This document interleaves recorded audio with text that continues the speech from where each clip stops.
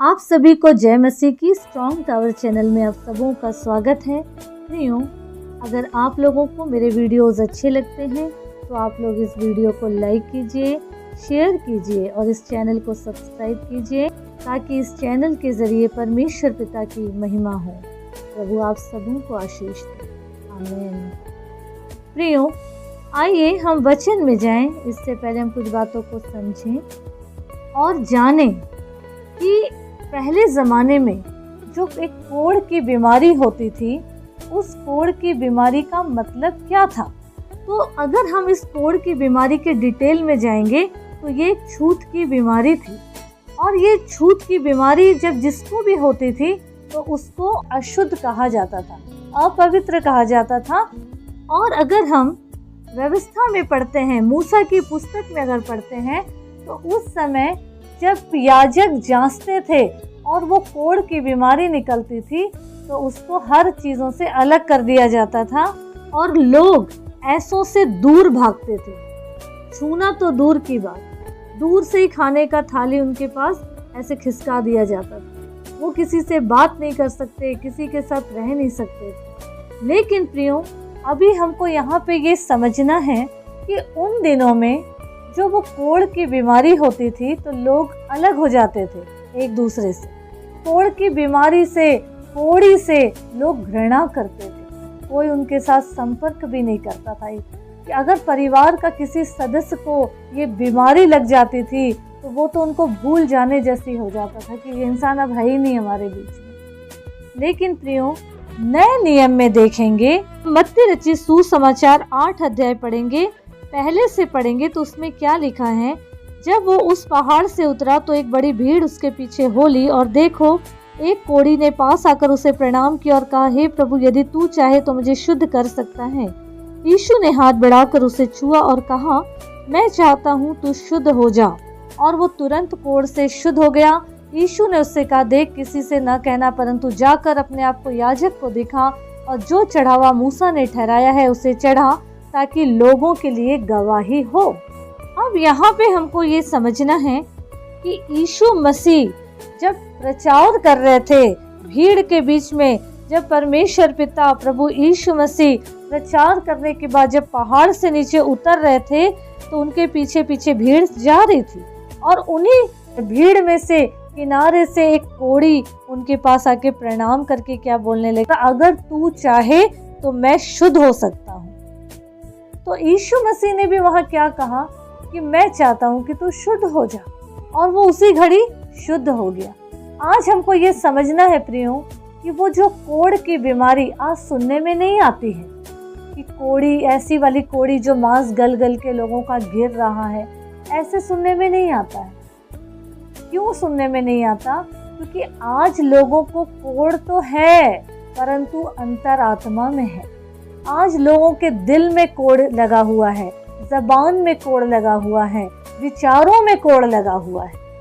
और ये सारी गंदगी जो उनके अंदर अशुद्धता से भर चुकी है मानव जाति के अंदर, उससे वो निकलना चाह रहे हैं लेकिन निकल नहीं पा रहे। उनकी आदत इतनी बिगड़ चुकी है, बुराई करने वाला इतना बुराई कर करके परफेक्ट हो गया है कि उसको अच्छा बोलना आता ही नहीं। बुरा सोचने वाला, बुरा करने वाला इतने मजबूत हो चुके हैं अपनी बुराइयों में कि उनको समझाने वाले ही दोषी दिखाई देते हैं। प्रियों, अभी हमको यहाँ ये समझना है कि वो कोढ़ी खुद आया यीशु मसीह के पास और आके बोल रहे कि अगर तू चाहे तो मैं शुद्ध हो सकता हूँ। ऐसे ही हमारे जीवन की जो गंदगी है उसको हमको साफ करने के लिए हमें खुद चलकर प्रभु के चरणों में आना पड़ेगा। जब तक हम प्रभु के पास नहीं आएंगे तो प्रभु का कुछ नहीं बिगड़ेगा, बिगड़ेगा हमारी जिंदगी का। जीते जी भी हम ऐसे ही रहेंगे और मर जाने के बाद हम नरक की आग में जलेंगे। इसलिए अभी समय है और समय रहते हमें प्रभु के पास आना है और ये कोढ़ रूपी जो गंदगी हमारे अंदर भरी है, वो सारी गंदगी को, चाहे वो बुराइयों के रूप में हो, जो आत्मा के अगेंस्ट के फल बोल सकते हैं, जो आत्मा के विरोध के फल है, वो सारी चीज़ें अपने जीवन से अलग करना है तभी हम प्रभु के चरणों में आ सकते हैं और प्रभु ये चीज़ बोल सकते हैं कि मैं चाहता हूँ कि तू शुद्ध हो जा, आज़ाद हो जा इस गंदगी से। और जब हम ठान कर यीशु मसीह के पास आएंगे तो वचन क्या कहता है कि वो तुरंत उस कोढ़ से शुद्ध हो गया। तुरंत हम आज़ाद हो जाएंगे अपनी परेशानी से, अपनी गंदगी भरे जीवन से, और प्रभु हमें शुद्ध और पवित्र करेंगे। आगे क्या लिखा है 4 पद में, यीशु ने उससे कहा, देख किसी से ना कहना, परंतु जाकर अपने आप को याजक को दिखला और जो चढ़ावा मूसा ने ठहराया उसे चढ़ा, ताकि लोगों के लिए गवाही हो। अब यीशु मसीह यहाँ पे उसको क्या बोल रहे हैं कि देख किसी से ना कहना। शिफा छुटकारा देने के लिए प्रभु यीशु मसीह इतने फेमस हो चुके थे कि वहाँ खुले नहीं घूम पाते थे। जहाँ लोगों को पता चलता था तो वो यीशु मसीह के पीछे पीछे आ जाते थे कि यहाँ तो खाना पीना चंगाई सब कुछ फ्री मिलता है। तो प्रियो, यहाँ पे ये इसलिए भी यीशु मसीह ने कहा कि ये बात मत बोल, अपने आप को फेमस मत कर कि मैं इस गंदगी में था, इसमें था, उसमें था। लोगों को बोलने से लोग तुम्हारे जीवन की कठिनाइयों को, गंदगी को दूर नहीं करेंगे। तू मेरे पास आया है, अब यहाँ से सीधे तू याजक के पास जा, जो प्रभु के भय भक्ति में रहते हैं, जो प्रभु के दास हैं, सच्चे मन से मेरे पीछे चलते हैं, पास्टर्स लोग हैं, उनके पास जाकर उनको गवाही दे, कलीसिया में खड़े होके गवाही दे।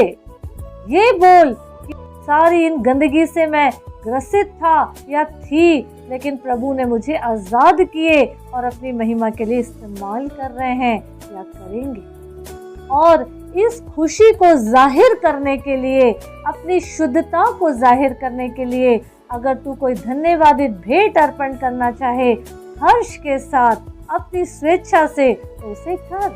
तेरी गवाहियों को सुनकर लोगों की जिंदगी बदले।